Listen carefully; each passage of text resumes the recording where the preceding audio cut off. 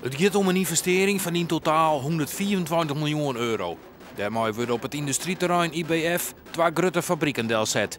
Als in 2015 het melkquotum verdwijnt, rekent de zuivelsector erop dat de productie van melk maar zo'n vierde part toeneemt. EWR wil jaarlijks zo'n 70.000 ton cheese produceren. Waar haal je hem de melkerij? Ja, nou, ten eerste verwacht ik dat er meer melk komt. Na 2015 dan binnen de boeren weer vrij om te melken. Er is al een grote stalcapaciteit, dus de meeste boeren die beginnen nu al wat meer te melken. Dus er komt sowieso wat meer melken.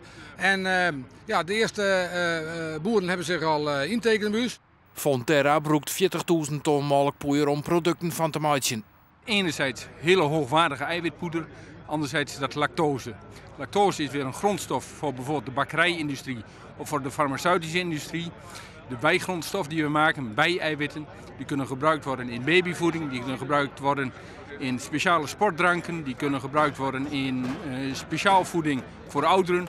Het smiet werk op voor 150 tot 200 mensen in beide fabrieken.